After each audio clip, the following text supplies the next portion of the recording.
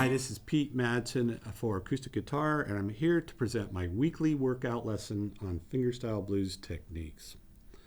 Players like Mississippi John Hurt, Robert Johnson, and Blind Blake would use a host of different techniques to play their blues, starting off with an alternating bass, but then adding in things like hammer-ons and pull-offs, and finally suggesting chord changes without playing the full chord. I've designed this lesson to take you through a series of techniques, starting with an alternating bass played in the key of C, and then moving on to add ornaments like hammer-ons and pull-offs, and finally playing single string runs that reflect the chord changes without actually playing the physical chord. So to start off with, in week 1, I'm just going to go through the chords we're going to be using. It'll be C, F, and G7. That's example 1. I should mention that the F chord I'm using may not be familiar to you. If you've ever made a first position F chord, like so, what I'll be doing is wrapping my thumb over the top to fret the 6th string. I pretty much eliminated the 5th string from this. So when I'm playing an alternating bass, it'll be between the 6th string and the 4th string. Okay?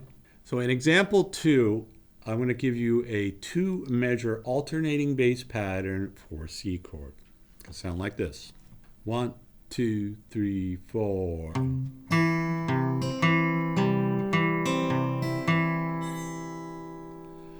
I'm alternating my bass between the 5th and 4th string. And I'm playing the top 3 strings with a combination of index finger on the 3rd string, middle finger on the 2nd string, and ring finger on the 1st string. Many blues players probably only used 1 or 2 fingers along with the thumb in their finger picking, but I think this gives you a little more flexibility if you were to use 3 fingers. Up to you. In the notation, they're my suggestions as far as which fingers to use. So let me play example 2 again. 1, 2, 3, 4.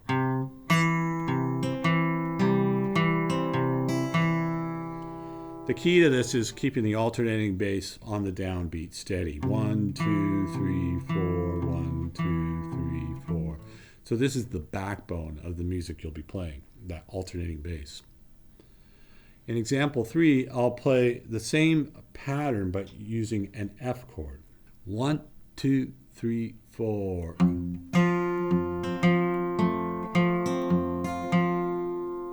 Okay, notice I'm using the thumb over the top again. I'm alternating the bass between the 6th and the 4th string.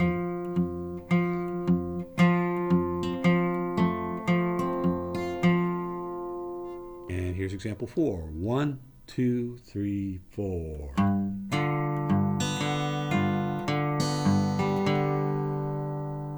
So those are your alternating bass patterns that would work for a 12-bar blues in the key of C.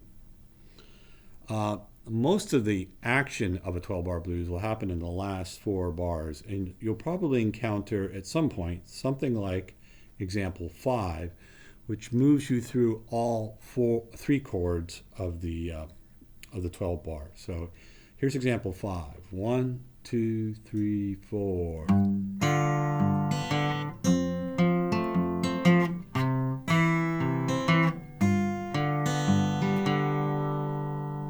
We start off with a G7, we move to an F, and a C, and back to G7.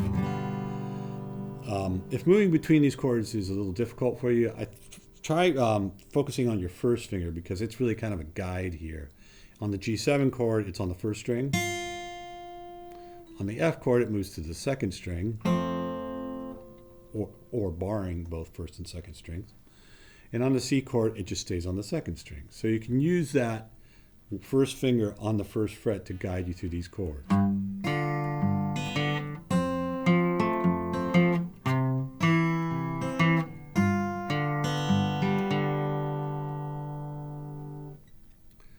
Okay, let's move on to week 2. Now that we've established sort of a basic alternating bass fingerstyle pattern, we're going to add some ornaments to it. And by ornaments, I mean just adding notes to the chord. In many of the cases, it'll be my pinky on my fretting hand that'll be doing the movement. So here's example 6. 1, 2, 3, 4.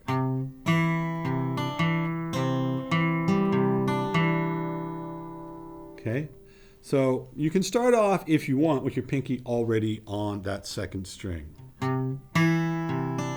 But then when you get to the second bar, you'll have to remove it and put it back down.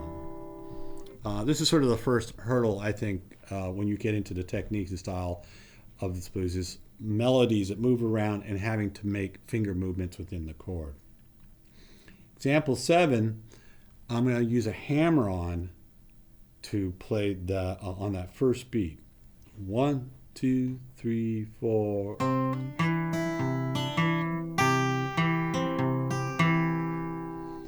So I did a hammer-on from the first fret to the third fret, on that second string. And then I moved the pinky to the first string, third fret.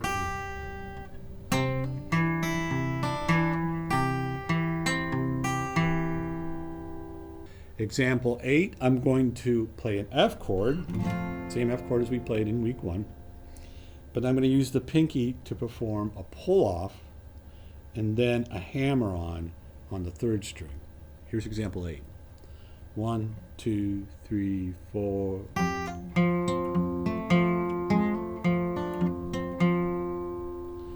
Okay, the first part of that, pull-off. Pull-off can be tricky, especially with the pinky.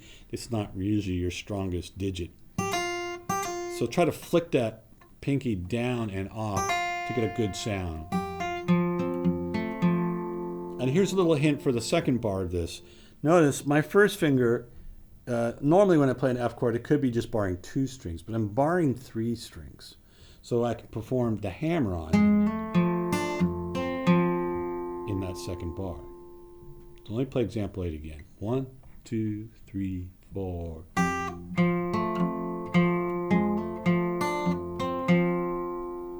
Pull off, hammer-on. In example 9, again, I'm going to play the last 4 bars of an Imagine 12-bar blues, and I'll be moving through the chords with a series of pull-offs and hammer-ons. 1, 2, 3, 4.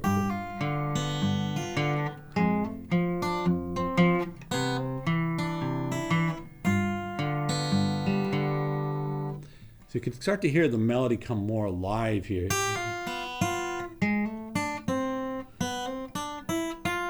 Get more movement in the melody, sounds a little more interesting. I'm starting off with a G7, really a G chord, fretting my G chord with my middle ring and pinky fingers, and then backing my pinky up with my first finger so that when I do the pull off from G to G7, it sounds cleanly. Then I go to the F chord, remember to bar 3 strings. And into my C chord, I'll do the hammer-on the second string this time. And then G7. No ornament on that last bar. Let me play example 9 one more time. 1, 2, 3, 4.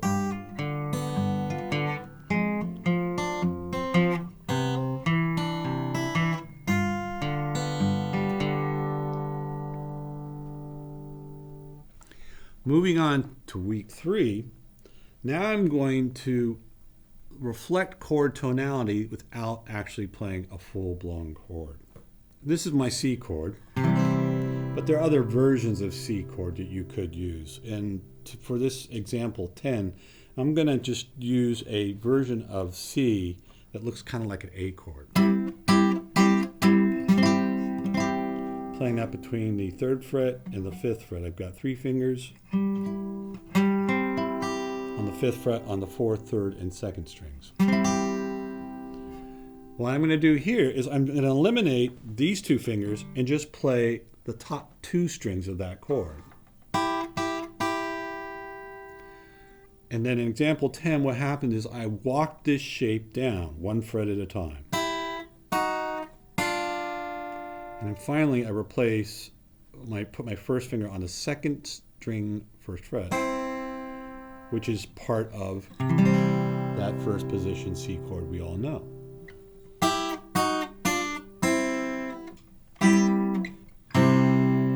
In this way, I've got a nice double stop run that reflects a C chord without playing a full-blown C chord. And we'll see in week 4 how we can apply that. I could also, so I played those on the first and second string. I could also use the third and second string. This is example 11. I've taken the third and second string based on this A chord shape, and I've walked that down one fret at a time until I get to the third fret, and then jump over to the first fret and play the third and second string. In example 12, the single string run I'm going to play is going to reflect the tonality of an F7 chord. Here's the run.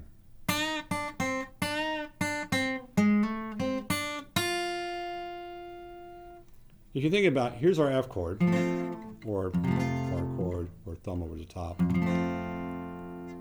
And here's an F7 chord. Play like this as well. Excuse me. The bend I do at the third fret is a half step bend, which reflects the dominant seventh of the F chord. And then the rest of this run is kind of just walking through the notes of that F chord. We add this note, which is part of an F6, but it's really just reflecting the tonality of an F7 or F6 chord. Example 13 will reflect the tonality of a G7 chord. Let me play the run.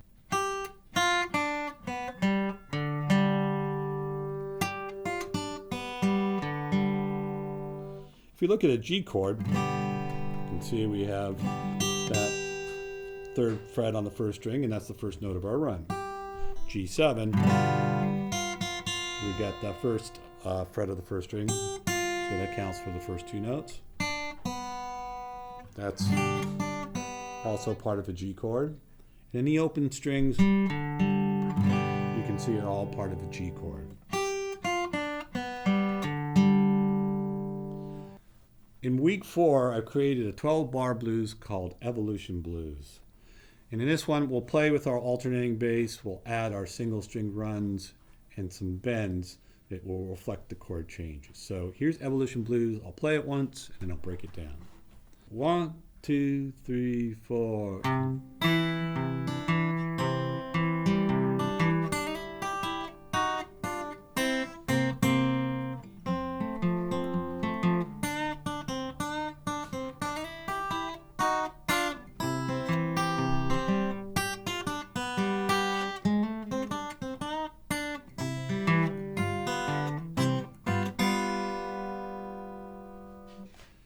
Okay, the first 4 bars of our 12 bar is dedicated to the chord C. And it's just an alternating bass in the beginning. Notice I throw my pinky in to play that D note. And then I slide into my double stop run. In this particular instance, I'm using my pinky to slide. In that section with a C7 chord, we go to the F chord in the next 2 bars. Now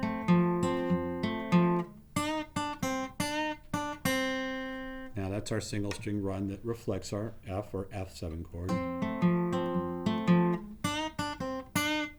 Oh. Watch as I do this single string run again that I did with the C chord previously.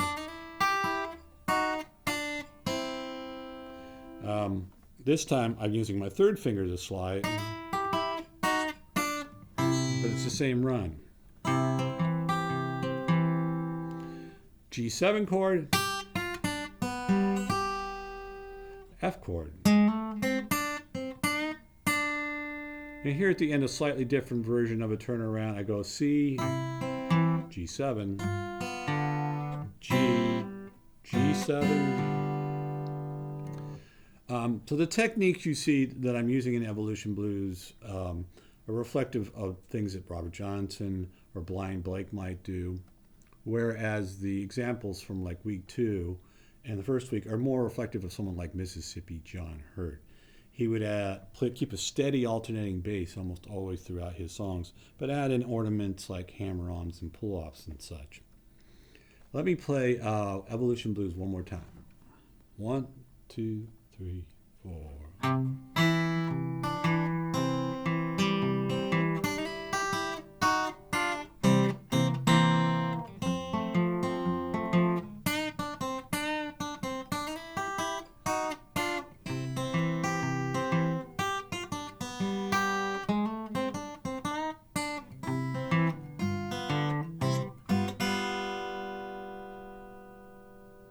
So, and to take it to the next level section, the thing I'm going to add in here is you could add in other chord changes besides your basic 1, 4, 5.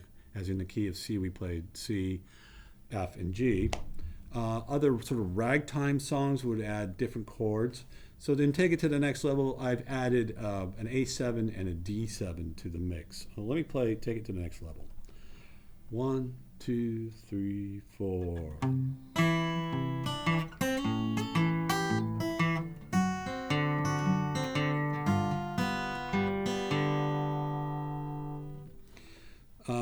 Finding ways to navigate between the chords is kind of going to be your job if you were to make your own fingerstyle blues. You could always follow the tablature in a book to see how they're doing, but let's check out how I move from C to A7. Just playing a regular alternating bass. Now I'm going to slide into my A7.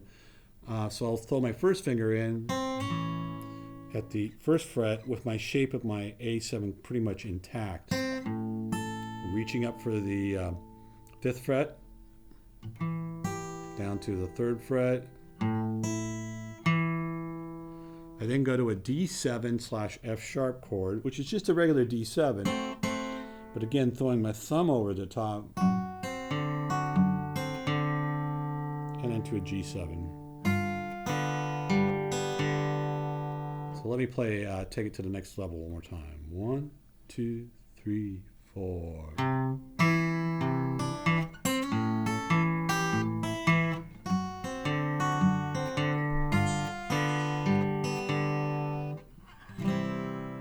Okay, that's it for this weekly workout.